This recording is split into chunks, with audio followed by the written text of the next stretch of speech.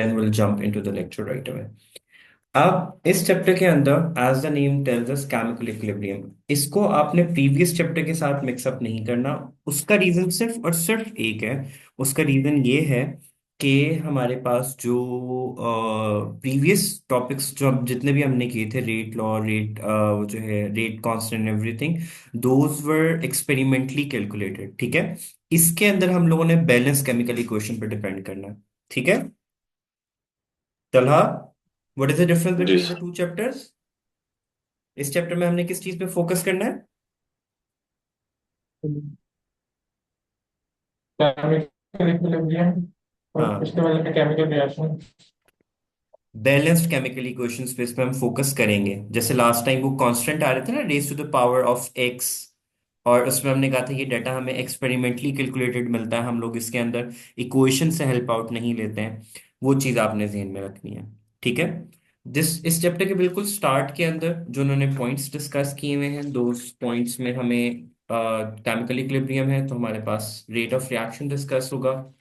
Sorry, rate of reaction बोल रहा हूँ, वो प्रीवियस चैप्टर के अंदर था। इसमें हम लोग डिस्कस करेंगे रिवर्सिबल एंड इरिवर्सिबल रिएक्शंस के बारे में। रिवर्सिबल रिएक्शंस क्या होते थे तलहा? जल्दी जल्दी जवाब देना, टाइम नहीं है हमारे पास। रिवर्सिबल क्या होते थे? रिवर्स हो सकते थे। ठीक है, which can go both ways, forward भी जा सकते हैं, बैकवर्ड भी जा सकते हैं। और इरिवर्सिबल रिएक्शंस कौन से होते थे? The reactions which once product is formed, हम अपने रिएक्टेंट्स वापस नहीं ले सकते हैं। ठीक है।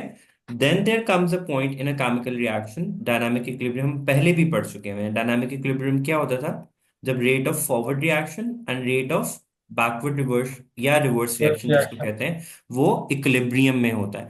यानी एट द जिस सेम रेट रेट। पे प्रोडक्ट बन रहा होता है उसी रेट पे रिएक्टेंट्स भी बन रहे होता है। ठीक है। सो जो डायनामिक इक्विलिब्रियम होता है या जब केमिकल इक्विलिब्रियम अचीव होता है, रिएक्शन नेवर स्टॉप्स।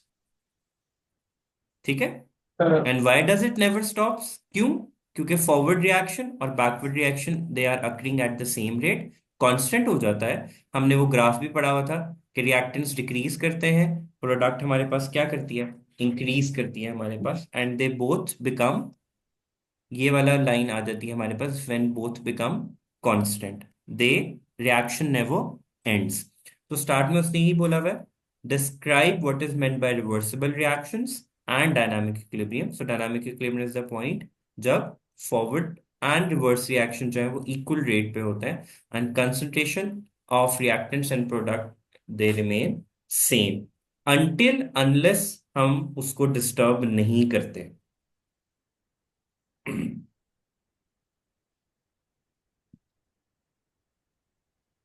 अच्छा, do we do we understand up till here?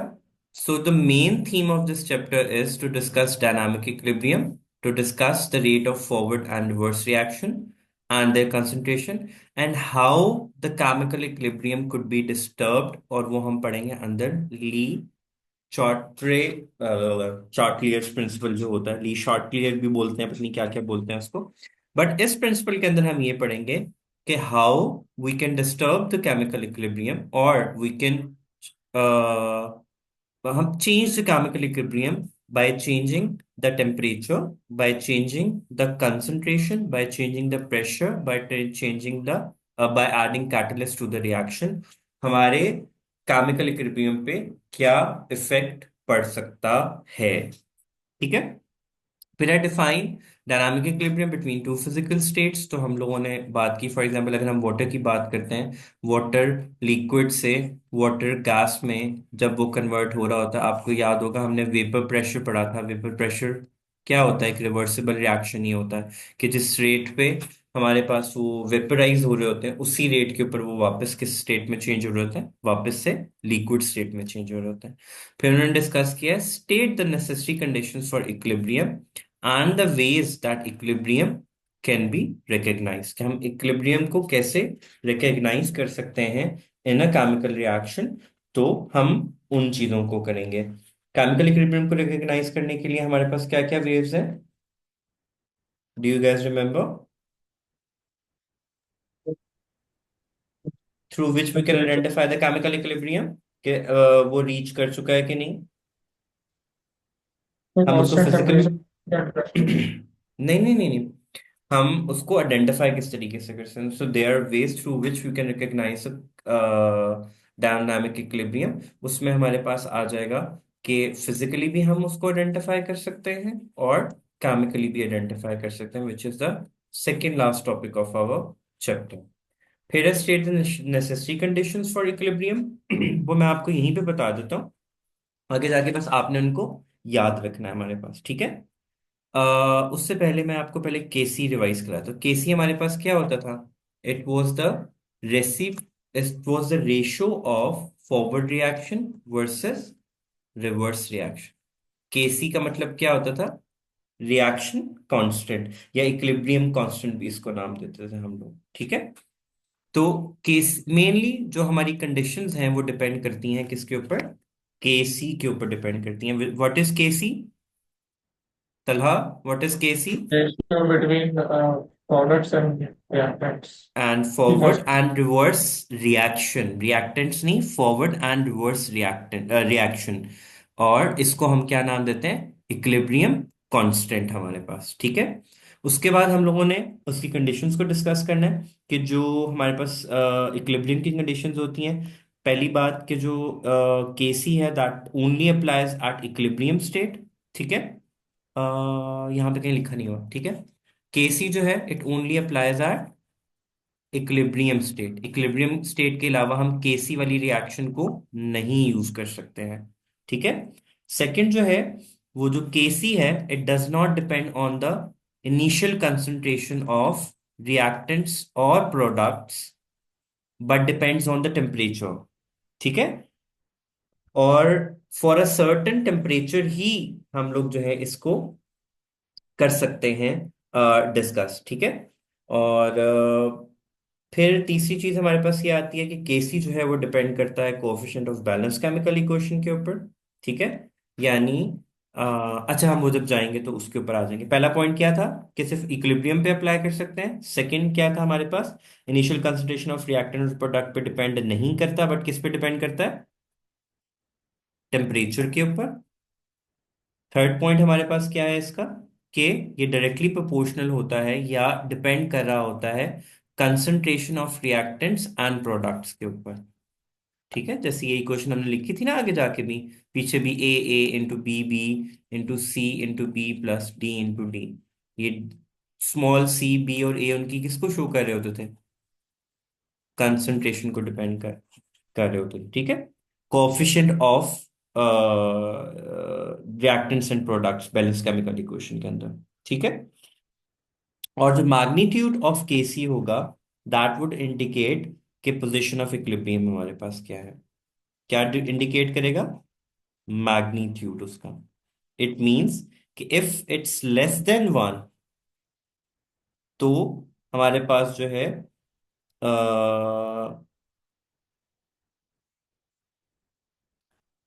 It means कि हमारे पास प्रोडक्ट की जो कंसंट्रेशन है वो बिगर होगी और रिएक्टेंट्स की क्या होगी? कम। जब हमारे पास ये ग्रेटर देन वन होगा तो रिएक्टेंट्स की कंसंट्रेशन क्या होगी? ज्यादा होगी। प्रोडक्ट की कंसंट्रेशन क्या होगी? लो होगी हमारे पास। एंड अगर इक्वल होगा, इक्वल्स टू वन होगा, तो क्लियरली दोनों की कंसंट्रेशन हमारे पास क्या होगी? इक्वल होगी, ठीक है। फिर हमने जी सर। केमिकल कंसंट्रेशन को हमने independence of in terms of pressure भी लिखना है, नंबर ऑफ मोल्स भी लिखना है, एंड मोल फ्रैक्शंस की बेसिस पे भी लिखना है। इक्वेशन सेम होगी, सिर्फ हमारे पास जो वेरिएबल्स है ना, सिंबल सिंबल रिप्रेजेंटेशन जो है वो बस थोड़ी सी चेंज होगी, बाकी तकरीबन सारा सेम मीनिंग होगा हमारे पास। एंड ये we are going to skip since macroscopic and microscopic हमारे पास नहीं है in syllabus. Determine if equilibrium constant will increase or decrease when the temperature is change। तो वो हम लोगों ने बात की है कि वो डिपेंड ही किस पे करता है? टेम्परेचर के ऊपर करता है। फिर हम लोग लास्टली डिस्कस करेंगे ये पॉइंट्स को। अब कॉमन सेंस की बात है कि अगर मैं कंसंट्रेशन ऑफ रिएक्टेंट्स बढ़ाऊंगा तो कौन सा रिएक्शन फेवर होगा, फॉरवर्ड या बैकवर्ड्स? हसन, अगर मैं कंसंट्रेशन ऑफ रिएक्टेंट बढ़ाता हूँ तो फॉरवर्ड रिएक्शन इंक्रीज होगा, बैकवर्ड रिवर्स होगा? सर एक बार दोबारा रिपीट कर दें क्वेश्चन सर। अगर कंसंट्रेशन ऑफ रिएक्टेंट्स में इंक्रीज करता हूं तो मेरा रिएक्शन किस तरफ मूव करेगा, फॉरवर्ड में या बैकवर्ड में? तो फॉरवर्ड में। ठीक है। और अगर मैं कंसंट्रेशन ऑफ प्रोडक्ट इंक्रीज करूंगा तो क्या होगा? वो कहाँ मूव तो करेगा? बैकवर्ड। बैकवर्ड्स। और क्यों करेगा, इसका कौन जवाब देगा?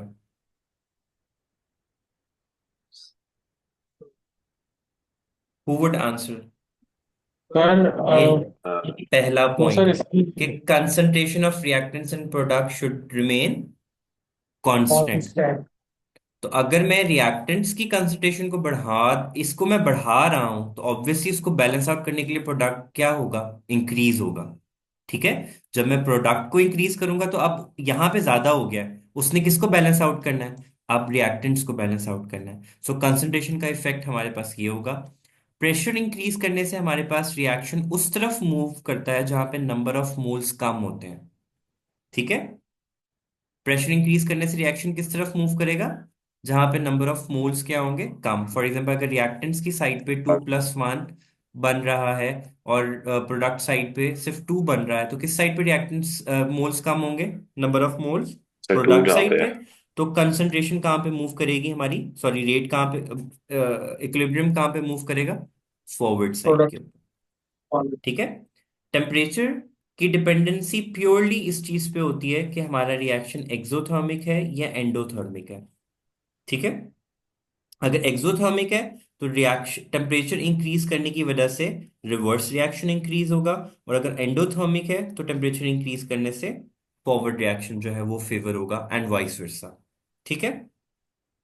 फिर है कि हम इसको कैसे यूज करते हैं हैबर्स प्रोसेस में एंड कांटेक्ट प्रोसेस में। आप लोगों को याद होगा हैबर्स प्रोसेस और कांटेक्ट प्रोसेस कौन से होते हैं? अमोनिया की मेकिंग का and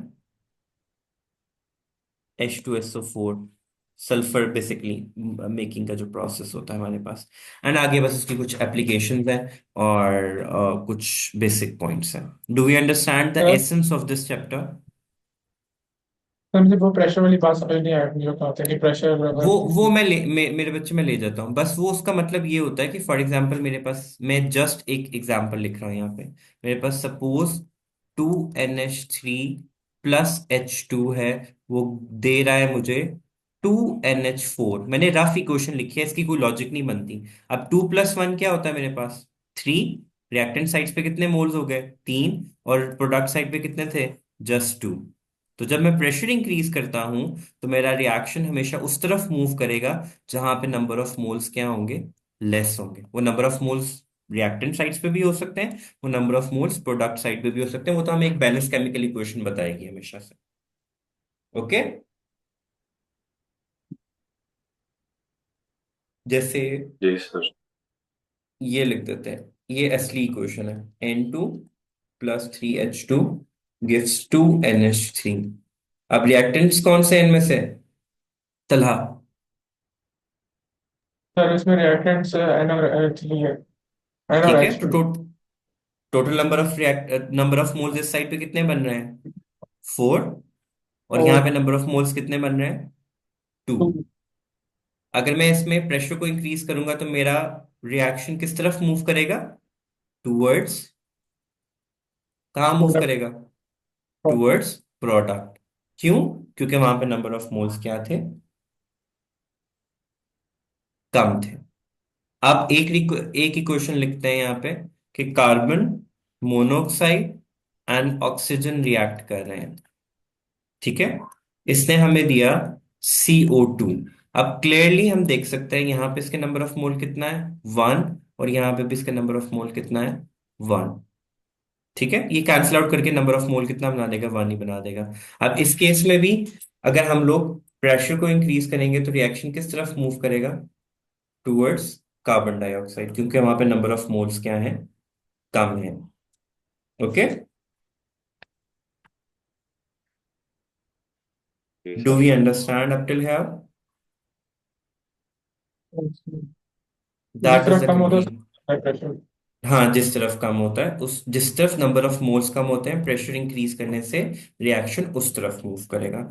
now the only thing left for me to show the things that I have discussed with you in the chapter. Are we ready for that now? Yes yes sir. Sir.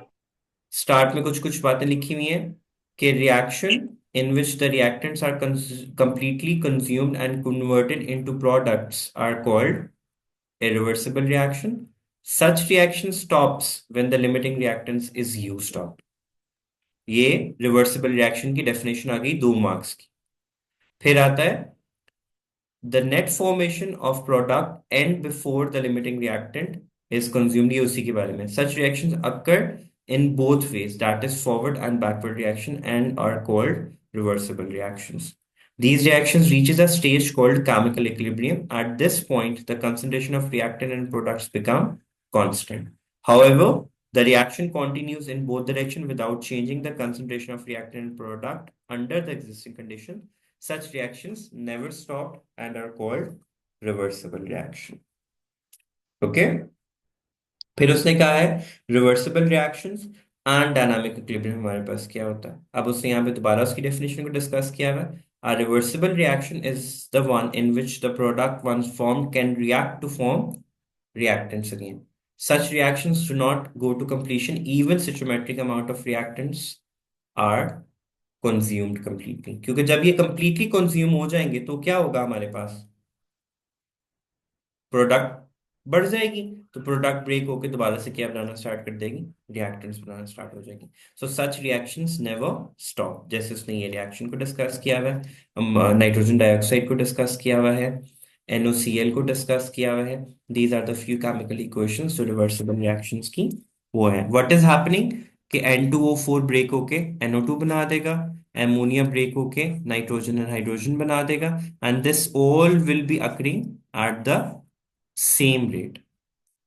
Do we understand what reversible reaction is?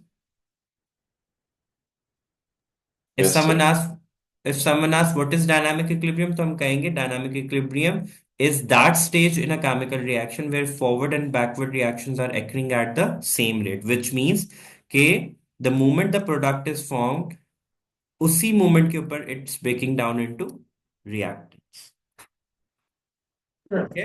Sir product की अपने आपस में collision होती है जिसकी वजह से वो लोग आपस में रिएक्टेंट्स में हाँ जी, हाँ जी, हाँ जी। बिकॉज वो जो उसके जो आप यूं कह सकते हैं कि जैसे ये अमोनिया था, ये हाइड्रोजन था, दे कोलाइडेड टुगेदर कोलिजन थ्योरी में, और उसने हमें वो अमोनिया दे दिया। अब अमोनिया के भी तो एटम्स एग्जिस्ट कर रहे होंगे ना, ठीक है। Now they will collide with each other and they will break down into nitrogen and hydrogen again.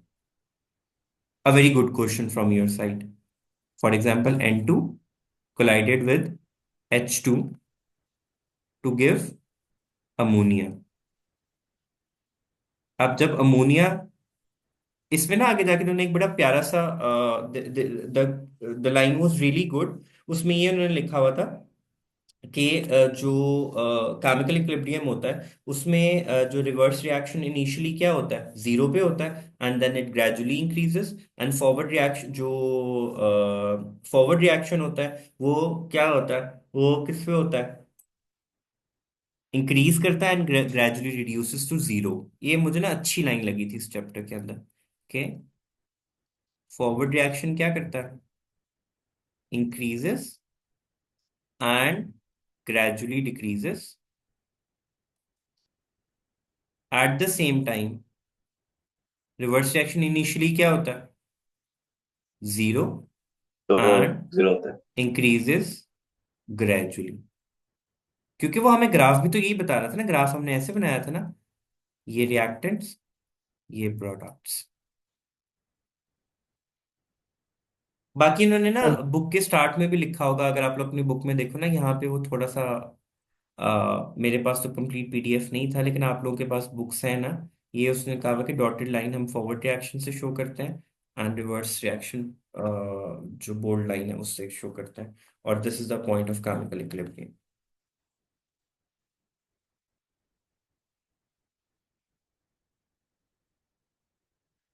यहाँ पे आपकी उधर भी मिसिंग है। यस सर, मिसिंग है मेरे बुक में। अच्छा, ये वो वाली लाइन थी। This means that the forward reaction starts with maximum speed and gradually slows down, and whereas the reverse reaction starts in zero and gradually increases. अब उसने यहाँ पे जो केमिकल इक्वेशन डिस्कस किया हुआ है उसके रिस्पेक्ट से उसने क्या है, सपोज अब हमारे पास इक्वल नंबर है दोनों साइड्स के ऊपर, ठीक है। सी 1 mole of water 1 mole of carbon monoxide gives 1 mole of hydrogen 1 mole of CO2। तो उसने कहा है suppose the reaction is started with the same number of moles of both reactants. When the steam and carbon monoxide are mixed, a maximum number of collisions per second between them occurs. Therefore, the forward reaction has its maximum speed at the beginning, which eventually decreases with time.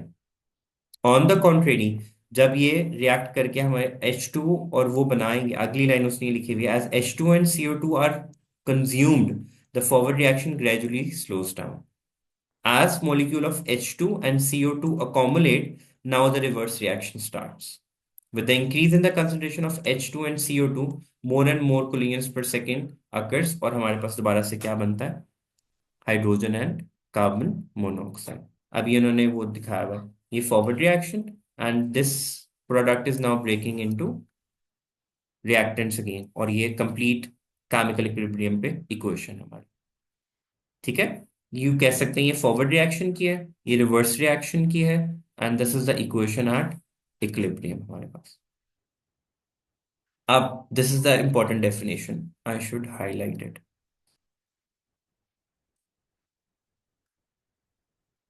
The state of reversible reaction at which composition of the reaction mixture does not change is called the state of chemical equilibrium, जिसमें reaction mixture के number of moles change नहीं हो रहे होते हैं। ये important point इस चीज से है कि केमिकल इक्विलिब्रियम के ऊपर there would be no change in the molar concentration of the reactants and the products.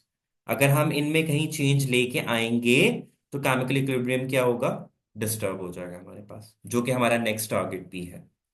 जो हमने बात की थी ना कि अगर मैं यहाँ पे कंसंट्रेशन इसकी अब इंक्रीज कर देता हूँ, अब वो किस तरफ मूव करेगा, फॉरवर्ड की तरफ। अगर मैं कार्बन डाइऑक्साइड की कंसंट्रेशन इंक्रीज कर देता हूँ, रिएक्शन कहाँ पे मूव करेगा, बैकवर्ड साइड पे। बट एट केमिकल इक्विलिब्रियम इनकी कंपोजिशन में कोई भी चेंज नहीं आता। Do we understand? sir.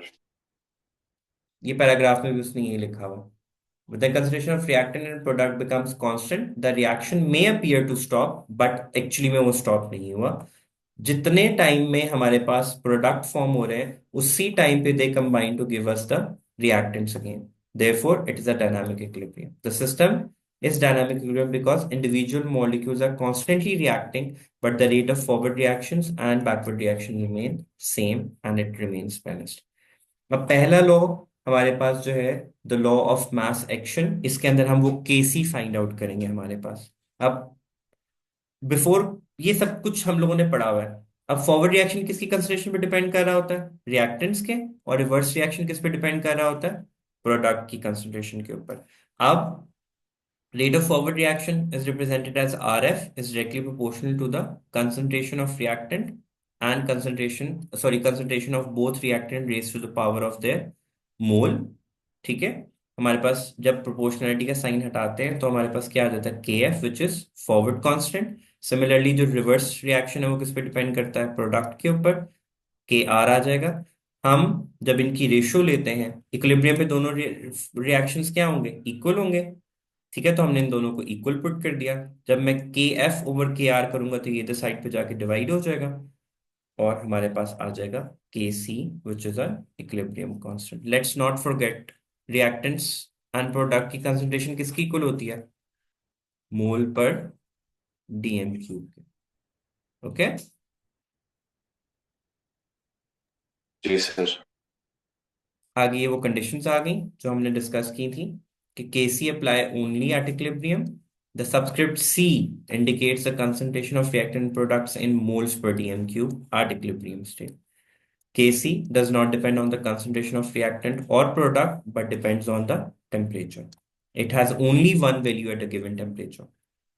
Whether we start the reaction with pure reactants or product or any composition in between, the value of Kc would remain same at a given temperature. उस पर कोई फर्क नहीं पड़ेगा हमारे पास। Kc is related to coefficient of the balanced chemical equation, यानी जो हमने वो अभी इक्वेशन लिखी थी ना, ये वाली, ये ये है coefficient of balance chemical equation, small C A and D. ठीक है, बल्कि उसने लिखा भी होगा, नहीं उसने वो नहीं लिखा हुआ, एनी हाउ। अब हमें पता है केसी किससे डिवाइडेड होता है। न्यूमरेटर में हमारे पास क्या आती है, प्रोडक्ट, और डिनोमिनेटर में हमारे पास क्या आते हैं, रिएक्टेंट्स। ओके, तो उसने थर्ड पॉइंट जी हमारे सर। पास यही लिखा हुआ है कि, और चौथा पॉइंट वही है कि अगर के सी इज लेस है इट मीन्स प्रोडक्ट ज्यादा है, अगर के सी जो है वो ग्रेटर देन वन है इट मीन्स रिएक्टेंट की कंसंट्रेशन जो है वो ज्यादा है। या कॉमन, ये इसका मतलब सिर्फ इतना है, अगर कभी, मुझे लगता तो नहीं वैसे आपको कंफ्यूजन होगी। फॉर एग्जाम्पल अगर 2/5 होगा तो आंसर क्या आएगा, 0 पॉइंट समथिंग का आंसर आएगा, वेर एज 5/2 होगा तो 2 पॉइंट समथिंग का आंसर आएगा। तो ये एक कॉमन सी बात है कि अगर जो है लेस देन वन आ रहा है इट मींस रिएक्टेंट्स की जो कंसंट्रेशन है वो ज्यादा है, और अगर ग्रेटर देन वन आ रहा है तो प्रोडक्ट की जो कंसंट्रेशन है वो ज्यादा है।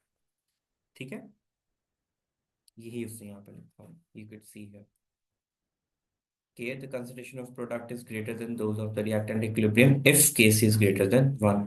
सो मैग्नीट्यूड से हम ये अंदाजा लगा सकते हैं कि रिएक्टेंट ज्यादा है या प्रोडक्ट ज्यादा है। यहाँ पे उसने एग्जाम्पल भी डिस्कस की हुई है। अब क्या आता है, प्रोडक्ट डिवाइडेड बाय रिएक्टेंट्स। तो प्रोडक्ट मेरे पास क्या था, NH3 raise to the power of molar concentration, फिर N2 raise to the power of 1 and H2 raise to the power of 3। ये बैलेंस केमिकल इक्वेशन से हमें मिला। सिमिलरली यहाँ पे कार्बन डाइऑक्साइड न्यूमरेटर में, carbon monoxide and oxygen to the denominator. अब इन्होंने एक और एग्जांपल ये डिस्कस की, उन्होंने कहा जी वैल्यू कैलकुलेट करो एट अ गिवन टेम्परेचर हमारे पास। ठीक है, उसने एक ही कंसंट्रेशन 0.399 मोल्स दी हुई है, इसकी ये दी हुई है एंड प्रोडक्ट की ये दी हुई है। हमने ये इक्वेशन कैसे बनाई, can you make this equation on your own now, yes reactants sir. Divided by sorry product divided by reactants. ठीक है, अब ए बी की वैल्यू उसने कितनी दी हुई है, 0.203। अब उसकी पावर क्या होगी हमारे पास, 0.203 की पावर क्या होगी तलहा, इक्वेशन से देख के बताओ। स्क्वायर होगी। हाँ, और A2 की पावर क्या होगी,